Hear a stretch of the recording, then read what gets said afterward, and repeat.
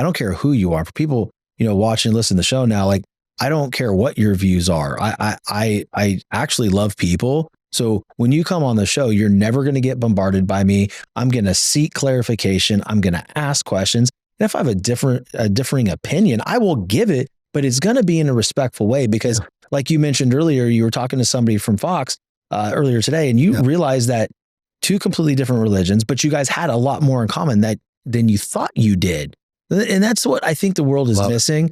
It's missing dudes like you that are out there actually doing it. People can talk about it behind a camera. People can talk about it with the phone in front of their face, talking about unification, but what are their actions showing? So, have you always been that way? That's a great question, man. So, no. There's still moments every week where I get sucked into what they want us to do, which is they want me to dislike you. Yep. Because of the color of your shirt, the color of your skin, your religious beliefs, your sexual orientation. Did you get vaxxed or not vaxxed? Whatever your name tag says, whoever they are, they want us at odds.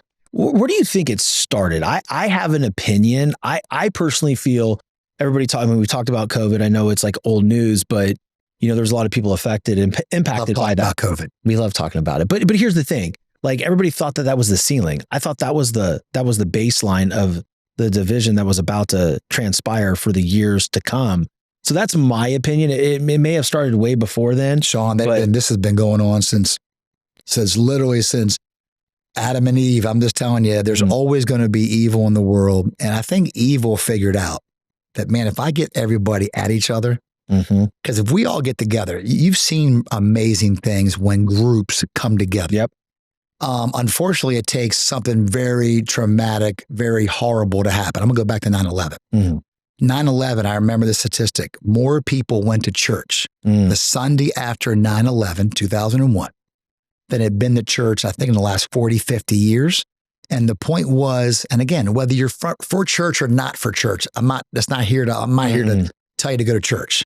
What I'm here to tell you is that this division, whoever's behind it, they love us because we're weaker when you and I are not locked arms. When you and I lock arms, when you and a Gary Brecka lock arms, when you and John Huffman and you and Derek Carlson and you and Jeff Delaney, think about that day we were on the same panel almost a year ago. Yeah, January. But I just got so excited to be there, to hear. I picked up like 7 or 8 great little nuggets for myself.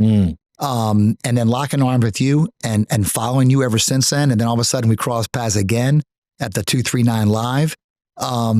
It was God's way of saying, hey, you two need to get together. Yeah. What's your problem? You guys need to. Yeah, we do. Yeah. And right away, we had a lot of common things. I like to unify. But getting back to your question. Hey, we're going to take a quick break to hear from our Powered By sponsor. We're proud to announce a partnership between White Sands Treatment Centers and the Determined Society. With multiple locations across Florida, White Sands provides luxury, top-rated addiction treatment, from medical detox and inpatient care to outpatient support and long-term aftercare.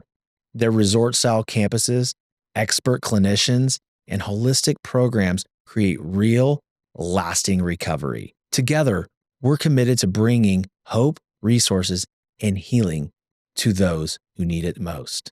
White Sands Treatment Centers. They're wrong. They're bad. Whether it be the liberals, the Democrats, or the communists, or the socialists, they're all labels. But on a daily basis, I find myself, because if I happen to peek at the news, if I hear something on the radio, I see something on social media, or I see friends of mine who are screaming at the top of their lungs the exact opposite of what I think I stand for, I start to get caught up in it again. Yeah, of course. So my best days are when I turn that stuff off. I spend quiet time, just meditating. I spend quiet time reading my Bible app. And for those that are watching right now, yeah, I read a Bible app. I know, shocking to some of your people out there. But you know what? I also go to church. I'm a believer. But you know what else I am? I'm imperfect and I'm flawed and I make mistakes all the time. You said that earlier. All of us are imperfect and flawed. All of us have issues. And the best way to get beyond all of that is to come together. So again, I go back to, there is some force going back to the dawn of time that wants to keep us at each other as opposed to for each other. Yeah. And I use this analogy. I taught a kid's Sunday school class a long time ago. And I use these little popsicle sticks, those little wooden, thin wood. Tell the story. I love this story. And these popsicle sticks, if you take one popsicle stick, you can easily snap it in half. Easy. Take 2 sticks, you can snap it. You're strong, you can probably snap 3 or 4. But if you get 8 or 9 together, and they're all very thin, and you put a rubber band around, which the rubber band stands for unity. Whatever it's unifying those people together, try to break it. I don't care the strongest guy in the world, Big Mike could be here. You're not breaking those popsicle sticks. And the moral of that story and that Sunday school lesson to those kids was, together, we can do so much. With God, all things are possible. And that's okay if I keep messing up, because God knows my heart. Whether I admit it out loud or whatever, if I'm thinking it, God already knows. So why not embrace that and go, man, I'm imperfect, I'm flawed, I'm broken.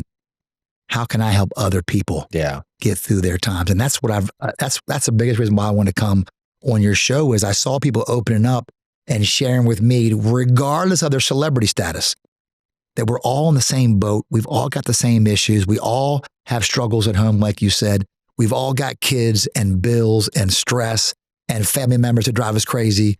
And then on top of all that, we got politics, and this side wants this and this side wants that. And even though I consider myself a true conservative, there are things that go on every day that President Trump does I don't like. No, absolutely.